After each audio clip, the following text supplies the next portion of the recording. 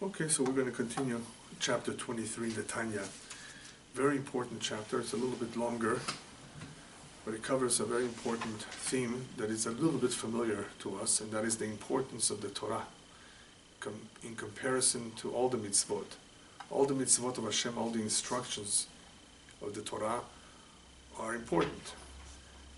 For the Jew, he cannot compromise. He cannot say, I want this and I don't want this. It's all or nothing. But there's a difference between mitzvot and the actual learning of Torah. Perhaps as a brief introduction, many of you perhaps remember that in the beginning of creation, Hashem made a special light.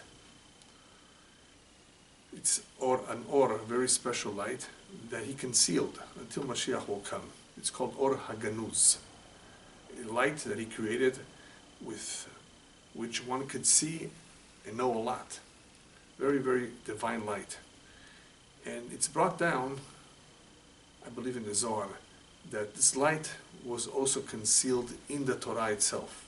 In other words, it wasn't just put away, but one can, by delving into Torah, draw from this light and be able to know a lot of wisdom, be able to perceive things in a deeper way.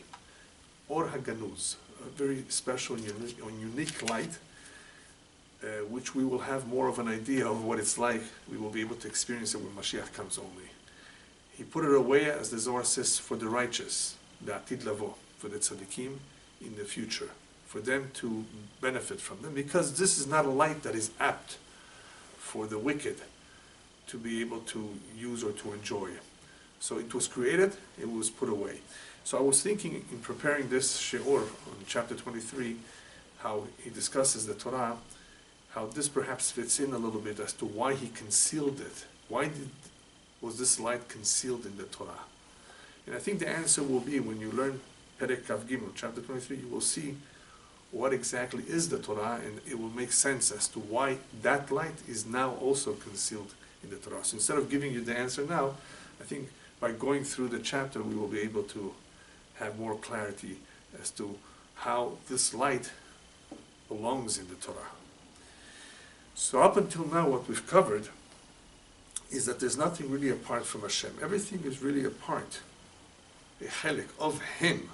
Nothing is independent of Him. Nothing can really be separate from Him. It is only because of the tzimtzum of His light, because of the constriction of His light, that causes a certain hester panim, causes a certain concealment of Him, that it gives the appearance as though that there are independent entities in the world. That's the way it appears to us. There's many things. But in reality, it's all a part of Him. Nothing is separate from Him. In this chapter, however, we will see that there is an emphasis on something that is not so concealed, something which is actually very, very revealed. The light of Hashem is very much revealed in it. And because of that, that thing that we will see is batel, is annulled before Him, and very, very connected to Him. So that which is very revealed, not nistar, not concealed from Hashem, is basically so much a part of Him that it's connected in the most powerful way possible. Whereas those things that are somewhat concealed, those things where the light of Hashem is concealed from them, where they don't see Him, where it's not so apparent, they are the ones that it appears as though they're separate from Him. It appears to them as though they are independent things. So this is a very important difference. Those things that have Gilui Hashem very clearly and very openly, versus those things that the Gilui, that the revelation of Hashem is concealed, which is most things. Most things in the world, because of all the tzimtzumim in creation, we don't see that light very, very clearly, so we don't understand everything, and therefore it appears to us that certain things are apart from Him. Apart meaning separate, but in reality they're not.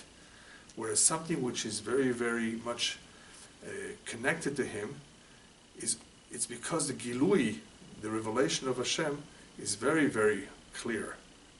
And once the revelation is clear to it, then it's like they are one.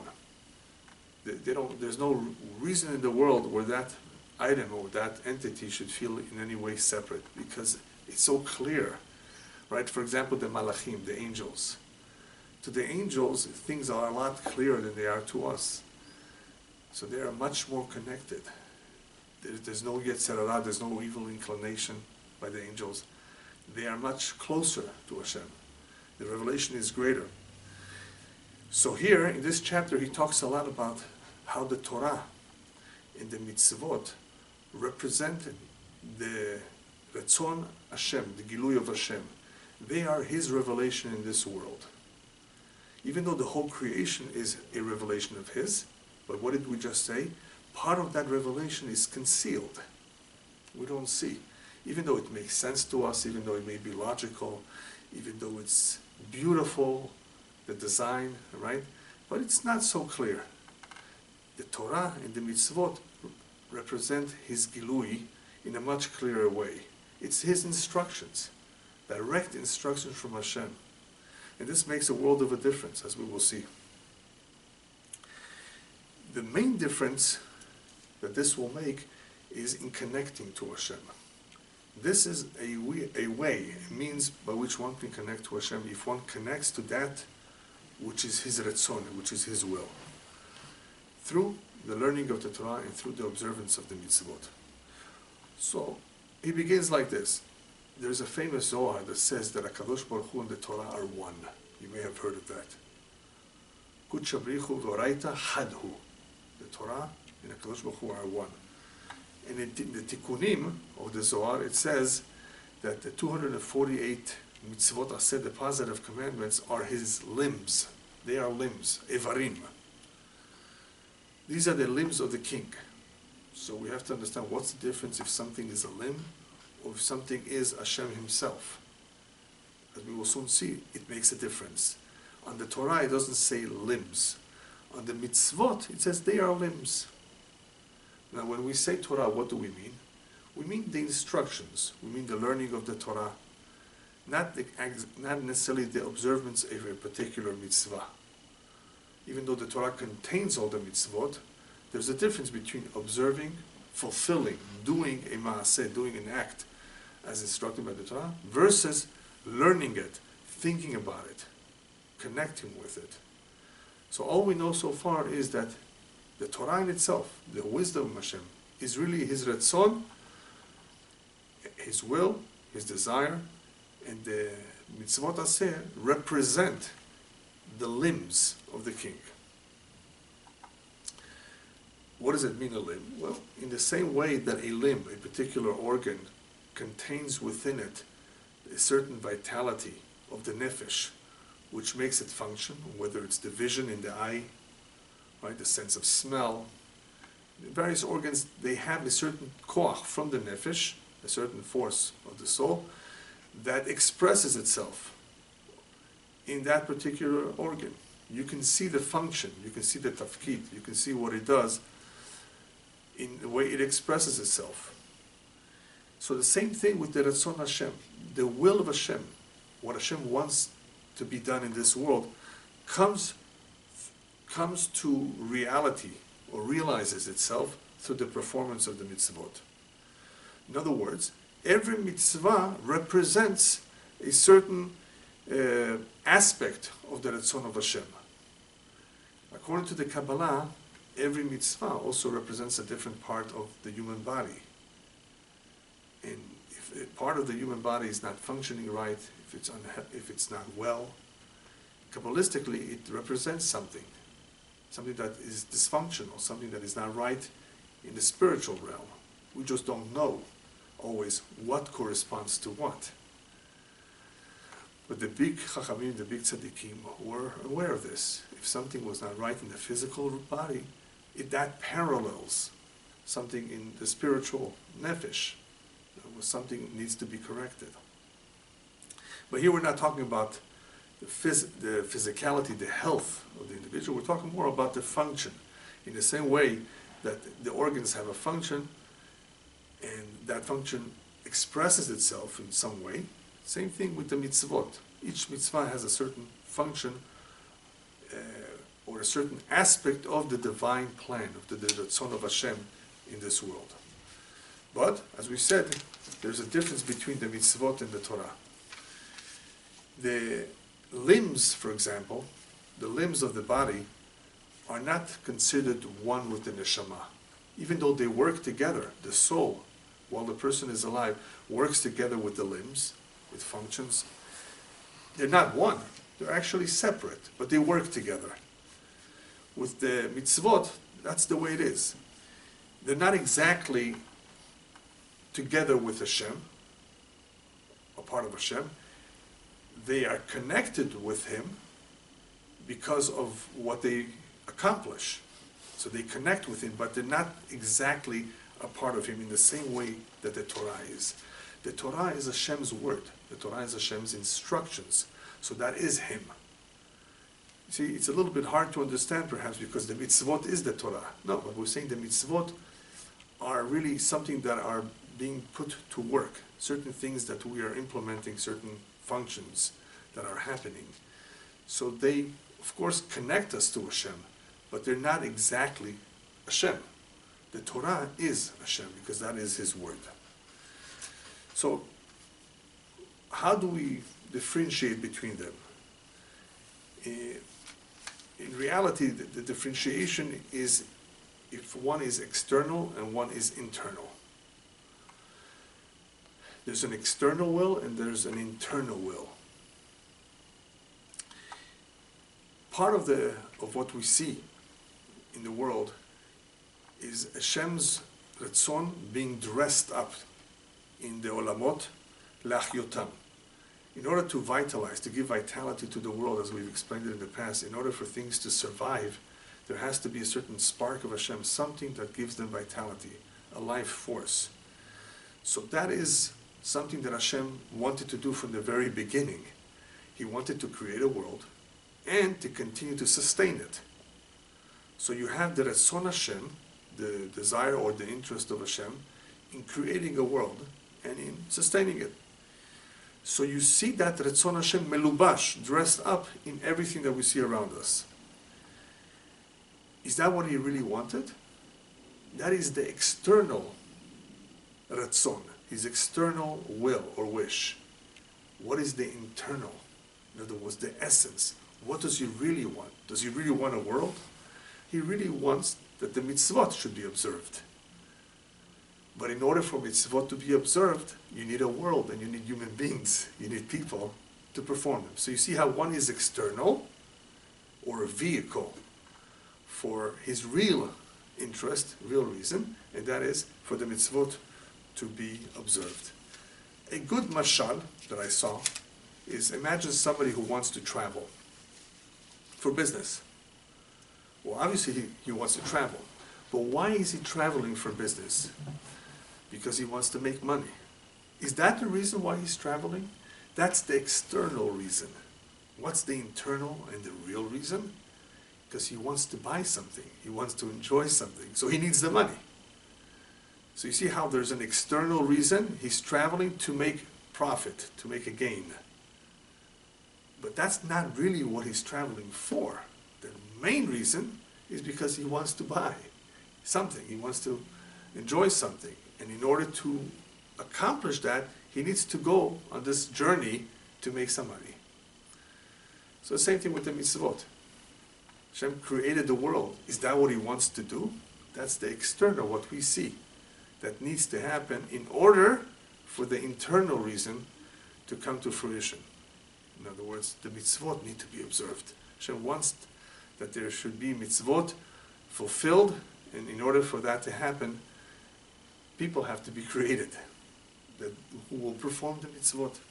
So he continues on to say that the flow of and the vitality of all the worlds really comes from the mitzvot, from the Torah.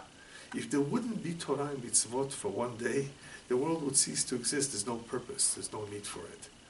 So, on the one hand, what you see is a certain vitality, chiyut as he calls it, coming as a result of the tachtonim, of those human beings down here in this world, observing the Torah mitzvot, which enables all the worlds to exist. So as a result of Torah mitzvot, that's what happens. So the mitzvot, the maaseh of the mitzvot, the actual performance of the mitzvot, and kiyuman, and continue to perform them, they are the levush hapnimi. They are the internal garment, as he says, to the real reason why Hashem wanted to create the world. So in other words, through the Torah and mitzvot, you have this or, this light and vitality that dresses itself up in all the worlds that we see, and even those that we don't see. So what do we see so far? That this world is really a means. The creation of this physical world is really a means to a certain end, that Hashem wants something to take place. So the mitzvot are therefore called the organs of the king, because this is a way to explain to us how they accomplish what Hashem wants to be accomplished. Performance of the mitzvot. In the same way that the limbs of the body are levush for the nefesh. The nefesh, in order to function in this physical world, needs a physical body, hands and feet, to function. And in the same way that these limbs do what the nefesh tells them to do, and they do so almost immediately. In other words, as soon as you stick your hand out or your foot, you didn't have to think too much about it. You did it almost right away. They are pretty much working in sync. You know, as soon as you want something, it pretty much happens. We're talking about the physical body. Because they are the levush, the limbs are the garment of the nefesh. It's the same thing with the hayut, with the vitality of the maaseh mitzvah. It is annulled, or subservient, or part of the ratzon ha'elyon, of the desire of Hashem that is dressed up in the neshama. In other words, in the same way that the limbs do what the body or what the nefesh tells them to do, the same is true with the hayut, the vitality of the maaseh mitzvah, of what is being done. As we perform the mitzvah, this is legamre batel l'ratzon ha'elyon, meaning it is completely annulled before the will of Hashem, which is dressed up in the maaseh like a guf to the neshama. So what you have here is an external maaseh, the actual performance of the mitzvah, plus you have the actual desire to do the will of Hashem, which is a different idea, because one is physical, whether it's to put on tefillin or whether it's to give tzedakah. That is the maaseh, the physical maaseh of the mitzvah. Then you have also the fulfillment of the mitzvah, in other words, the wanting to do the ratzon of Hashem, which is on a higher level.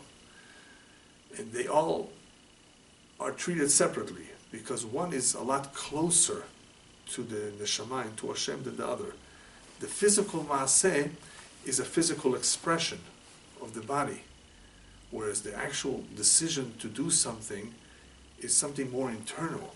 And the more something is internal, the closer it is to Hashem, the more spiritual it is. The more connected, therefore, it is with Hashem. This is a very important point on which he's going to elaborate soon. Because when we learn Torah, what are we doing? We're thinking about it, but we're also maybe talking about it. We're verbalizing it, expressing it. There's a difference. What happens when we express something versus what goes on in our mind when we think about it? Two separate ideas altogether. One impresses upon us a lot more than the other. A physical expression is important. You get used to something. And you get, of course, reward for it. And it's a good thing to do it for the world and for the individual. You get reward, you're rewarded for it. But on a higher level and on a deeper level, what we think about, the kavanot we have, the intent we have, the focus that we have, this does a lot more to the individual because it's much closer to Hashem. It therefore is more impressionable. As we're going to soon see, Yirat Hashem, the fear for Hashem, is where? It's on a higher level. It's not necessarily in the physical body. You don't express fear with your hands and feet. It's a feeling. It's a very deep feeling that one has because He observes the world, he ponders the creation, he's aware of certain things, and this does something to him. There are certain things that the neshama feels that the body is not aware of. You sometimes feel somebody's behind your back. How did you know? You have eyes in your back? So the rabbis tell us it's your mazal. The mazal senses something. So on a deeper level, one can tell certain things. And the reason for that is because he is more connected to his shoresh, to his root, to his source. The physical body is not as connected. So it can sense that which is physical, but not that which is spiritual. If we are sensing something spiritual, something that is not physical, it's who is sensing that? How do we know that? So they give different names for it. ESP, telepathy, sixth sense, all of these names. They're partially true. I mean, I don't know if they exactly describe very well what one feels, but there's something going on in the neshama. Even at night when we dream, where does the dream come from? We're talking about the real dreams, not the imagination. There's a neshama that is still awake, even though the physical body is asleep. And it sees all kinds of things that it could not see or not know while it was awake. So he says like this, so the limbs of the body, who observe the mitzvot, they are the koach maaseh hanefesh. They represent the maaseh hanefesh, the actual action of the nefesh that is melubash bahem, that is dressed up in them, during the time of the observance of the mitzvah.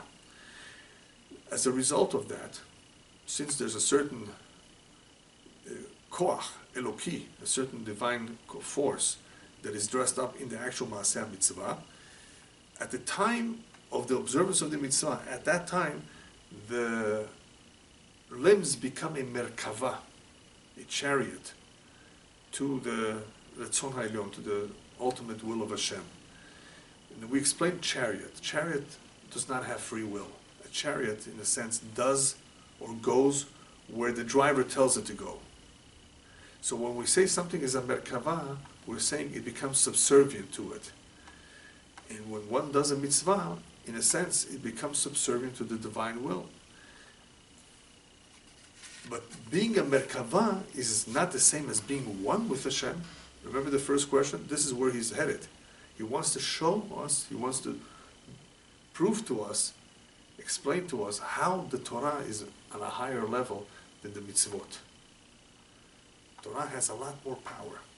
Because on observing a mitzvah, which is compared to a limb or an organ of the body, all that happens is that it becomes a merkava, a chariot to the divine will, which is good. He's going to talk a little bit more about chariot soon, but it's not the same as being one with Hashem, being a part of Hashem, which is more represented in the Torah, in the Chokhmah, in the wisdom of Hashem. So he gives a few examples. Let's say that someone who gives tzedakah with his hands, or he walks somewhere to shul, or to do a mitzvah, or he uses his tongue, his mouth to learn Torah. Those are external levushim of the nefesh. When we say external, is because we see them, right? The feet, the hand, those actions, the mouth. These are external maasim, external aspects or actions of the nefesh itself. Whereas what we're thinking about in the moach, in the brain, that's more internal. It's, as I said earlier, a lot closer to Hashem. And therefore, when we think about Hashem, when we think about words of Torah, when we think about the greatness of Hashem, that is also doing something to the neshama. It is connecting. It is connecting in a very, very powerful way. And he's going to talk a little bit about it towards the end, when he discusses how there's different levels of Yirat Hashem. Fear of God. Some people fear Hashem, and that is why they do a mitzvah. They don't want to go to Gehenna. They're afraid. That is a very low type of fear. You know what a high fear is? When you know Hashem to such a point, not that we have clarity, but you know Him in such a way that you are so inspired to do the Torah mitzvot. You want to be close to Him. You fear Hashem in a very elevated way. That yir'ah can only become about once a person has learned Torah, once a person has observed the mitzvot, he can reach that level. You can never jump to that level without first starting out to learn Torah and observe the mitzvot. So that he discusses a little bit later how that is a tremendous accomplishment that not everyone is capable of, but it's okay if they don't get there, because that is already a very high level of connection to Hashem. That he's so connected, that he's such on a high level, that he has so much clarity, that this has led him to Yirah, to the fear of Hashem. So far what do we know? That the mitzvot are like the limbs of the king, as they are compared. They are merkava, therefore they're like a chariot, and they're batelilav, they're like annulled or subservient to him. But the actual maaseh of the mitzvah, the actual performance, the doing, the wanting to do the will of Hashem, connects in a much more powerful way than the actual limbs, the physical limbs that do the neshama, that do the mitzvah. The limbs, we said, are a chariot, like a chariot that goes wherever the driver tells it to go, and the actual maaseh, the actual desire, the interest to do the will of Hashem, is much more a step where one connects to Hashem and does his retzon in a more internal way, in a deeper way. So as we said before, one is internal, one is external. The external is the actual maaseh being done. The internal one is the one that demonstrates the desire, the interest to do the will of Hashem. He goes over to an example with the Avot. Remember the Avot, Abraham, Yitzhak, Yaakov, they are called Merkava too. Why are they called a chariot? Because they were so apart or separate from Olam Hazeh. They were not so focused in this physical world. They were very, very holy. They're on a very, very high level. Their neshama was very, very high. So they were a Merkava, a chariot, their entire life. A regular average human being can also be a Merkava, as we said before. Through the mitzvot, which act like limbs of the king, one observes the mitzvot, and those limbs become, at least at the time that they're performing the mitzvah, a merkava to Hashem. That's very nice. But is there a guarantee that they will be a merkava the next day? No. Some people, they behave themselves one day, and the next day they don't behave themselves. They're not a merkava their entire life. The Avot, Abraham, Yitzhak, and Yaakov, they were a merkava their entire life. So it's a whole different type of neshama. They are therefore our forefathers, in the West, from where we come from. They had a special, unique mission to accomplish. Obviously, their neshama was from a higher place. And because it was from a higher place, they were completely disinterested in Olam Hazeh, compared to an average person. Much more focused in the service of Hashem. So they were a merkava their entire life, which is different, than just any other merkava. Okay, but this is all about the observance of the mitzvot, which are important, which, as we said, is the external expression of the divine will, which is what Hashem wants to happen in the end. However, the Torah is on a higher level. And this is where he's getting to. He wants to explain why. Why is the Torah on a higher level?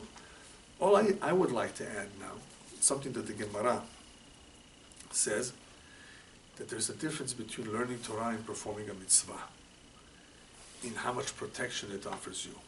The rabbis tell us that one who is observing a mitzvah, that mitzvah has the power to protect him.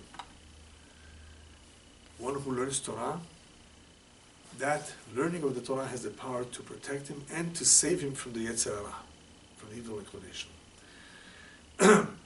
Now, it could be that the mitzvah has a very high power as well, depending which mitzvah it is that he's performing. Still, the rabbis tell us that the protection of the Torah can continue even after you stop learning Torah. So imagine you came to a shiur, to a class of Torah, and then you leave.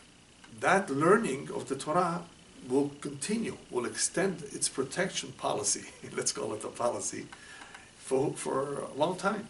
Whereas the mitzvah is only during the time that it is being performed. Even though I think it says in the Kabbalah that tzedakah gives protection for an entire week.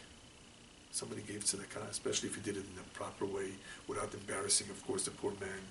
You did it with the right intent, without doing something wrong in giving it. You did it properly. It definitely has a tremendous power of protection. To protect. But what about the Yetzer Hara? The evil inclination is a problem. Torah is the only possible way of extinguishing that fire of the evil inclination, especially if it's on a regular basis. So we see already, there are various places where we see the difference between learning Torah. And he covers just a little bit here by reminding us that Talmud Torah keneged kulan. That is something that we mention in the prayer every day. That don't think you can just give up a class in Torah for anything, for any mitzvah. It has to be a mitzvah that nobody else will take care of, that is going to be passing, that you won't be able to get around to doing it later. Be very careful not to let go of any opportunity you have to learn Torah. But we never understood why. Why is that? That's what he partially does in this chapter. He's telling us, look at the difference between these two. This is the real thing, because this represents Hashem himself. And I'm going to give you a mashal soon on how we see that this is Hashem himself, the Torah, the wisdom of Hashem. So when we talk about the Torah, we're talking about the thought and the speech in Torah, machshava v'dibur in Torah. That this represents the more internal levush. What are the internal levushim? The moach, for example, the brain. That is where we are thinking about the Torah, where we learn the Torah. And these are closer to the neshama than the external limbs and organs that we use to observe, to perform the mitzvot. The more so, the actual neshama itself is closer to Hashem, because that's obviously on a higher level. But you don't even have to go to the neshama, just the thoughts of Torah. Even though what's interesting about this is that you would think maaseh, a physical deed, is an accomplishment, is on a higher level. But we said, no, remember, those are evarim. The performance of a mitzvah, even though you did something, an action, all it is a mitzvah. It's important, but it's something that is external compared to that which is internal, which is really the will of Hashem, which is the wisdom of Hashem, the ultimate chokhmah of Hashem, the Torah itself. Why is that more important? So far, all we know is because it's closer. And not only is it closer, this is Hashem himself. These are his instructions. It's not like something that is being done for him. So these are very connected to Hashem, and this is not just the merkavah, the thinking of the Torah, learning of Torah. So the question is, how is it that one who learns Torah is able to reach a higher level than just by observing a mitzvah? So he explains like this: the halachot that we have, all the halachot, the Shulchan Aruch, that we learn, these are outflows of the Ratzon of Hashem. An outflow meaning this is how he communicated to us what he wants. This is asur, this is mutar. This should be this way and this should be that way. This is what HaKadosh Baruch Hu wanted. The same thing with all the letter combinations it says in the Tanakh, which demonstrate his Ratzon and his Chokhmah, that is all connected with him. This is all a part of him. Now, to be able to understand it using our terminology, there's a nice mashal as follows. Imagine you have a king who has a blueprint, and he asks his workers, please build this palace for me. So the workers, in following the blueprint, are observing the king's instructions carefully, right? So they are connected to the king's plan. As opposed to what? As opposed to when you see the walls of the palace standing, those walls are not exactly a part of the king. They just bring out, they express externally what Hashem wanted, what the king wanted. But the blueprint itself, and those that are involved in following the blueprint, they are connecting to the king himself. They are doing his will. That is much more of a connection than the wall that is standing, which is the ultimate goal, of course. It's the goal.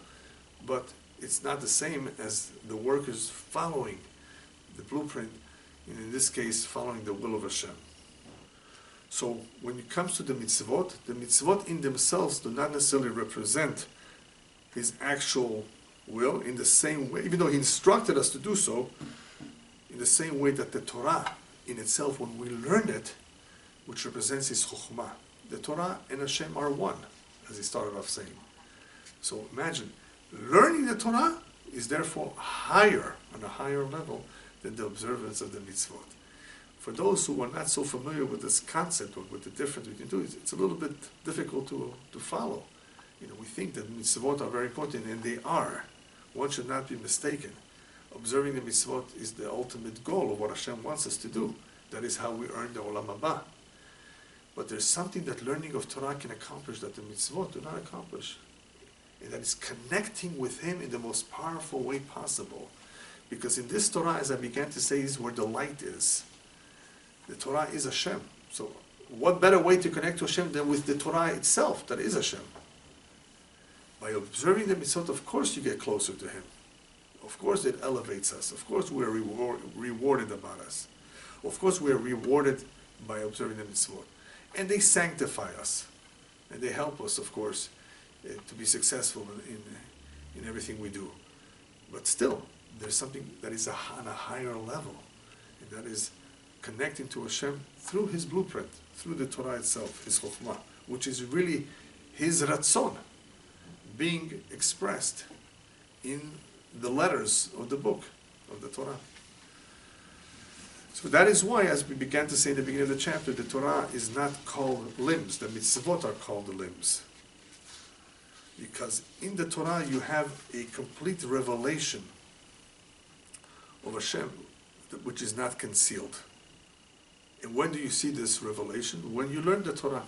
Not in just looking at a book, at a chumash, or a Torah, but in actual learning it. When a Jew learns the Torah, there's a certain gilui, a certain revelation of Hashem in it that expresses itself in a very, very strong way. And that forms a stronger connection than the observance of the mitzvah. Because here there's a revelation, and in the mitzvot there's a concealment. So when something is concealed, it does not appear in such a strong manner as it does when it is revealed. When the light of Hashem is revealed, it is much more powerful. The impact, what it does on the neshama, is very, very strong. So he explains like this, that the connection of the nefesh with the Torah is so powerful, even more powerful than all the olamot ha'ilyonim, even higher, even more powerful than all the worlds, the upper worlds as well. And why is that? So this is a little bit more Kabbalistic, but we've talked a little bit about it before, and it goes like this.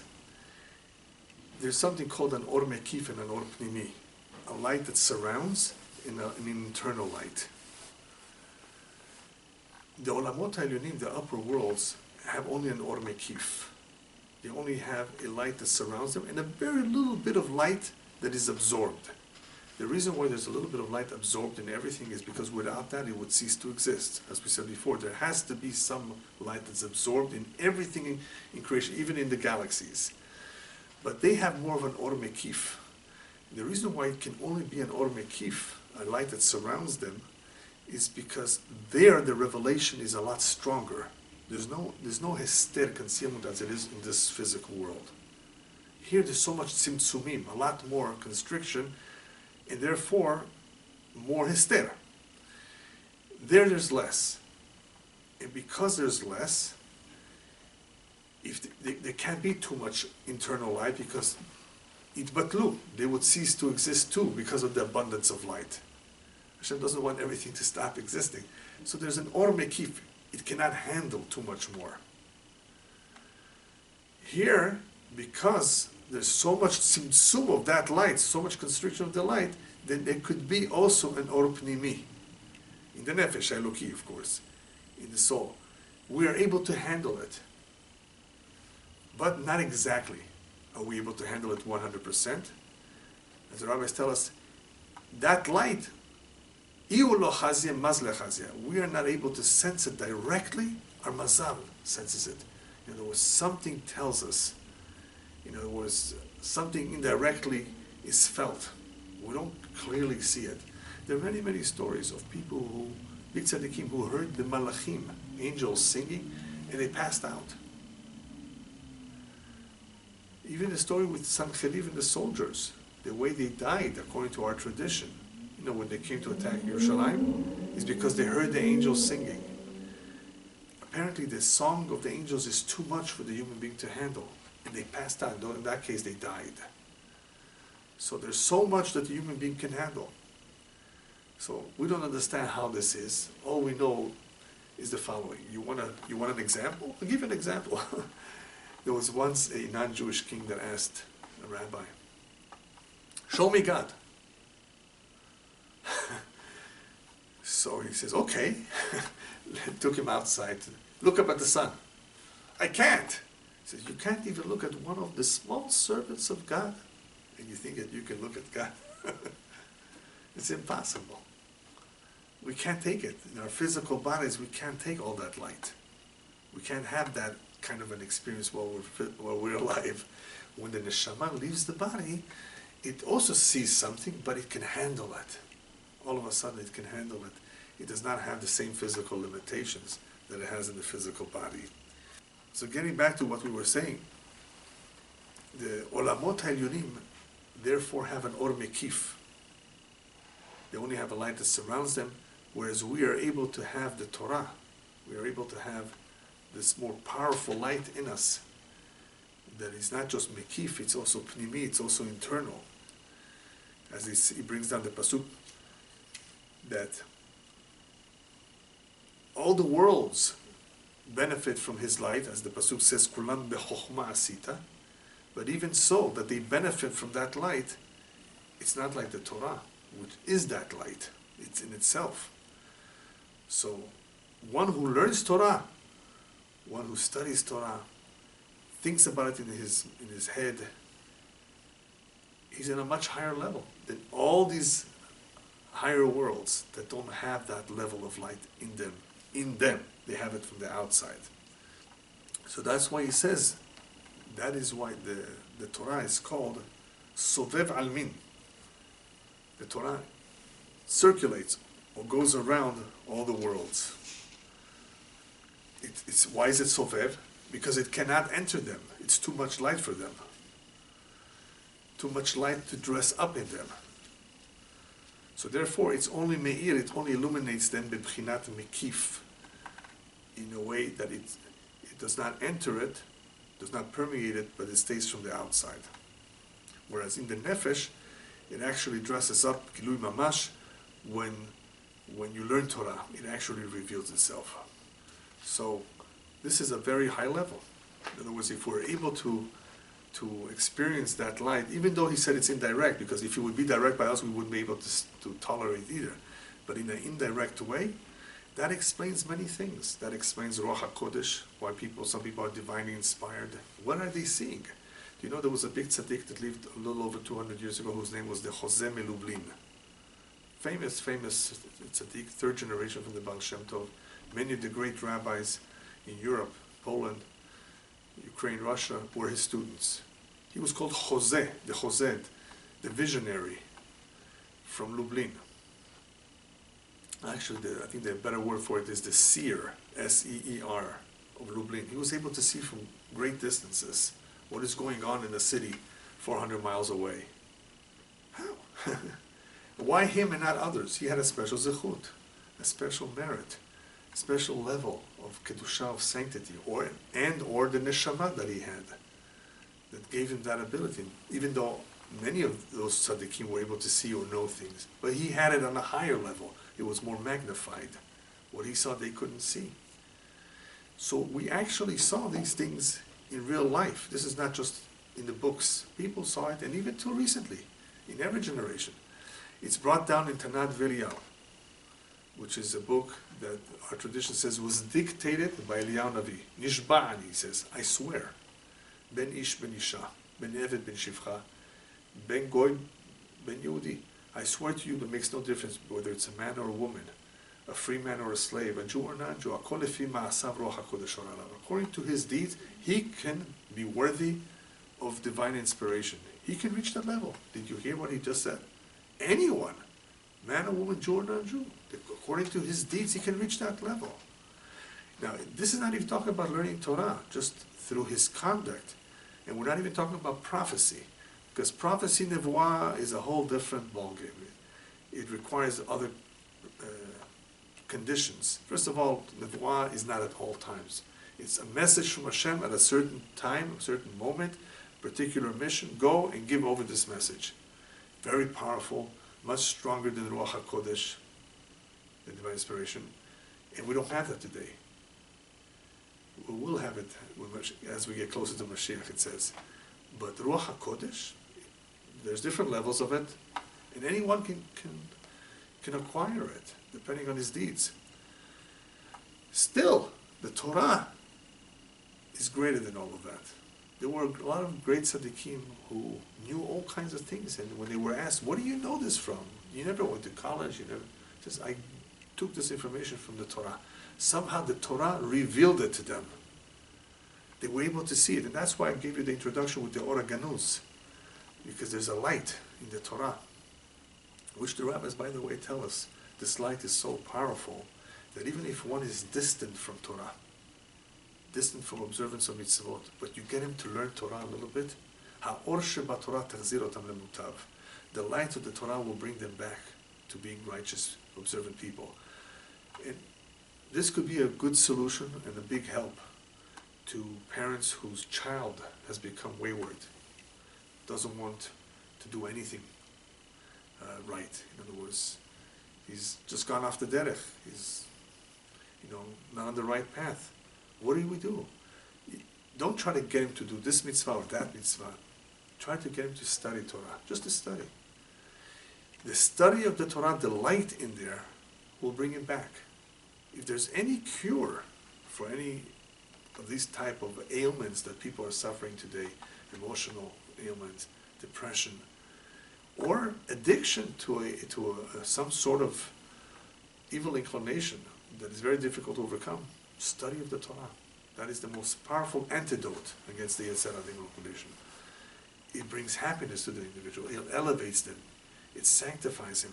But more than that, the emphasis in this chapter was how this forms the most powerful connection of all to Hashem, because that is Hashem. It's like you're connected to Hashem directly by studying His Torah, His wisdom, versus observance of the mitzvot, which are like limbs, extensions, which is His ultimate goal of what He wants. Yeah, even so, this is closer, this is more internal, this is the essence of everything. So he finishes the perek like this. Now, he says, I'll tell you why the Torah is even more important than prayer. Wow, prayer? I thought prayer was very important, because rabbis tell us prayer can go a long way to cancel terrible decrees. When we pray to Hashem, Hashem wants to hear our prayers. We connect to Hashem too. That's another form of connection.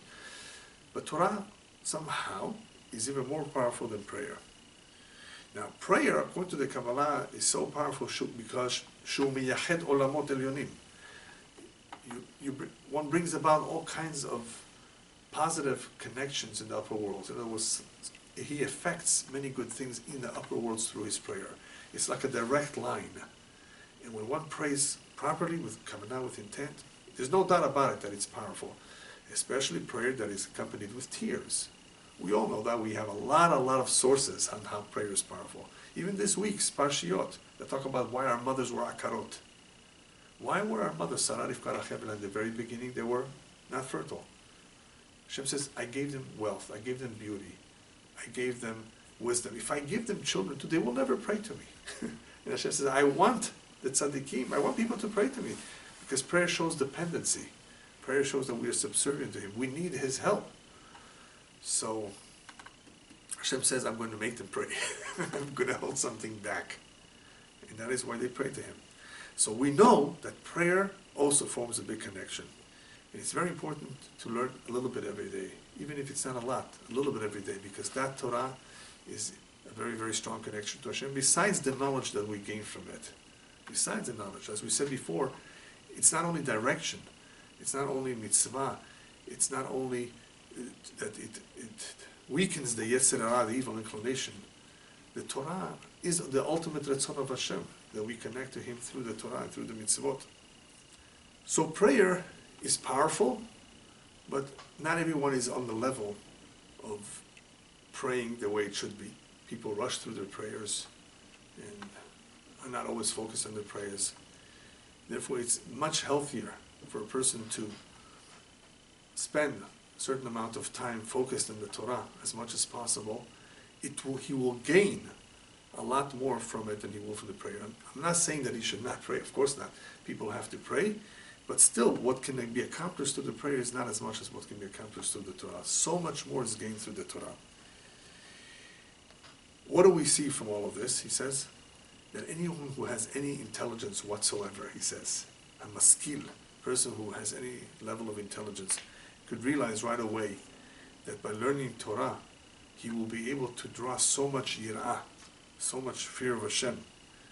He will be able to elevate himself and be able to connect to Hashem in the most powerful way. If he sees, if he analyzes how the nefesh and the levush, the garments of the nefesh, connect with the ratzon, with the will of Hashem.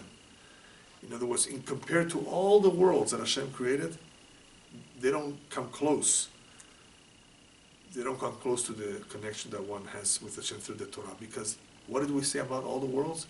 All they have is an or sovev, an or mekif, a light from the outside that surrounds them.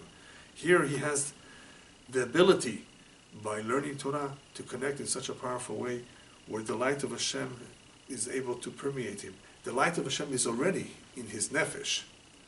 He's already close to Hashem through the nefesh that we all have. The problem is, and that's what this book is all about, that we have a guf. There's a conflict, there's a physical body. Part of that holiness is in galut, is in the klipot, in the shells. There's tavot, there's desires. So there's always this conflict. But the Torah, that's where the Torah comes and saves the Jew by enabling him to overcome all those klipot. Get out of that jail, or out of that cage. Liberate yourself from the Yetzer Hara. Don't be the slave of the evil inclination, even though you have it. You don't have to be. You can be the boss. The only way you can ever be the boss is through the Torah. The Torah will show you the way how to be the boss. And one of those results of studying the Torah is that one will be able to reach high levels. And one of the highest levels is to have that love and fear of Hashem that is higher than any other level that one can get to, that one has to get to before he reaches that level. In other words, that is the ultimate, the highest level of all. And that is why he brings down what the rabbis tell us. Im en chokhmah en yirah. If there's no wisdom, there can never be fear of Hashem. If a person does not learn Torah, he just came from some village in Iran, for example. A village, a small little village where there was no Torah. And he knows how to read. He knows the alphabet. He knows how to pray. He may know how to do certain mitzvot because he was taught. But he was in a village. That means he didn't learn a lot of Torah. If there's no chokhmah, if there's no wisdom, it's impossible for him to ever have true yirah of Hashem on the highest level. True fear of Hashem. Or how? People have had emunah. Emunah, yes. Faith, no questions asked, which is a very good thing. Because their parents gave it to them, they transmitted it to them. Somehow it stuck. But to have fear of Hashem, that one will not do that which is wrong and contrary to the Torah, that one will strive to have a closer relationship to Hashem. What for? He wants to make money. That's all he was taught that is important in life. He wants to eat, enjoy himself, and sleep and rest. The physical body is controlling him. How will he ever have this desire or interest to be Yerei Hashem, like Avraham Avinu? To be a servant of Hashem. Only by learning Torah. The greatest of the tzaddikim accomplished that only by continuous study of the Torah. And that is why the rabbis tell us that the Torah is a tar'a ledarta. It is the gate to the house. If we want to be able to reach the fear of Hashem, we have to first open the gate.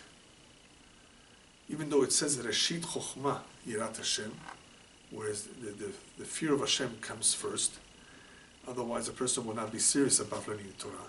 He has to have the faith, right, to acknowledge that Hashem exists, otherwise he will not be interested. Still, the Torah is the ultimate gate that opens up the door to reach the highest levels. If you look at the Sefer Mesilat Yesharim, if you look at the Sefer of the Ramchal Rabbi Moshe Chaim Luzzatto, that shows us the path of reaching the highest levels, you will see that it requires a person to work on himself, on his midot, and refining his character. And why should a person ever want to do that? Only if he learns Torah. The Torah, the Musar of the Torah, the Chokhmah of Hashem is what's going to guide him. It's what's going to give him strength. So he finishes the chapter by telling us, listen, not everybody is able to reach this high level of yirah. There's all kinds of level of fear. Right? Fear of punishment, fear you don't want to be caught. The highest level of fear is that you love Hashem so much that you're fearful of doing anything against Him. A fear combined with love. He says, not everybody may be capable of that because their neshama comes from a lower source, a very low level. They may not be capable of that, but it's okay, he says. Don't be dissuaded from doing any mitzvah. It doesn't mean it's impossible to do any mitzvah just because one cannot handle so much Torah or that kind of a level of yirah. What is the goal of what he wants to communicate to us and teach us over here? He started off saying a few chapters ago, the Torah is so close to you. That is what he wants that's exactly what he wants to prove to us, that even if one does not have those abilities to work so much on reaching the highest level, it should not prevent him from doing even the basic stuff, the basic maasim. And in the end, what is really important here to remember is that the Torah is priceless. It is something that we have to continue to learn even till the last day of our life because of what it does for us. Without it, we would not be able to have the strength to fight the Yetzer Hara. It's impossible, especially in our generation, that there's so many temptations. So this is the most powerful connection that one can make with Hashem, and this is the way that people elevate themselves little by little to reach the highest level of Yirah as well.